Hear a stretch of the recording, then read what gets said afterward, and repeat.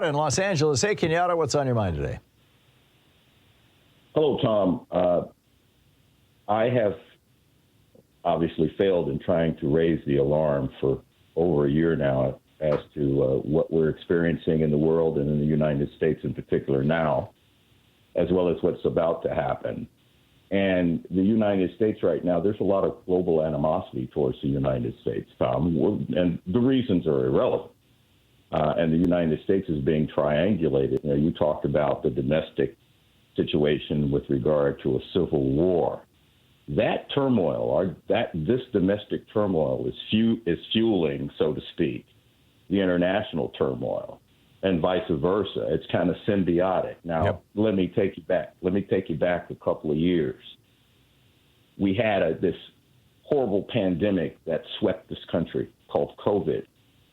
Here in Los Angeles, where gasoline, by the way, is $6.69 a gallon, we had people getting in fights over toilet paper. Toilet paper. Now, you can't eat toilet paper. Toilet paper is not, it's a quasi-necessity. There are other means. But bread is the basis of human existence. Food and shelter are man's most pressing needs. I'm not telling you anything you don't know.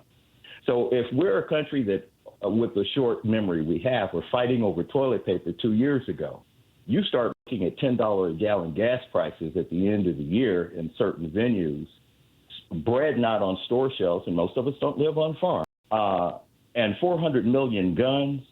You may not have, as you put it, a cold civil war. You may not have a hot civil war, if there's such a thing. You may very well end up with a warm civil war. And the foreign intelligence services that are hostile to the United States globally are watching this, and they are calculating their moves predicated upon all of this turmoil. This is terrible. I agree. I think this move by bin Salman and Putin this morning, and make no mistake, they were the decision makers here at this OPEC Plus meeting.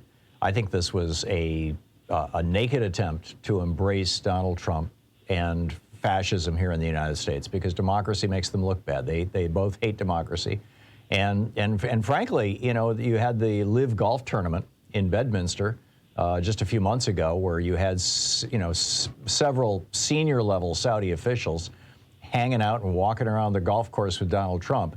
And if anybody doesn't think that Donald Trump might have whispered to one of them, particularly after he did this in 2020, he sent Jared over to negotiate a production cut to save the butts of the small oil producers down in Texas who were going bankrupt, and they cut production 2.4 million barrels a day, and they haven't restored that. They restored a couple 100,000 of that, and now we've got another 2 million barrel production cut on top of that, and at a time when demand is increasing, although it may soften as a result of these interest rate hikes and the recession that they'll provoke. But it sure seems to me, Kenyatta, like what we're looking at is these two countries, Saudi Arabia and Russia, who are essentially hostile to the Democratic Party and openly and nakedly hostile to Joe Biden, deciding that they want to have Republicans in the White House. They want to have Republicans in control of this country because Republicans don't believe in democracy, and Republicans are authoritarian friendly. And Republicans invite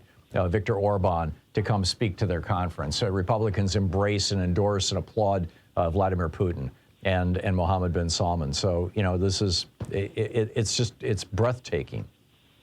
And, well, throw in the fact that the Oath Keepers were instrumental in this Civil War, January 6th whole thing. And I've mentioned this to you before, many of whom are in law enforcement, many of whom are active or former military.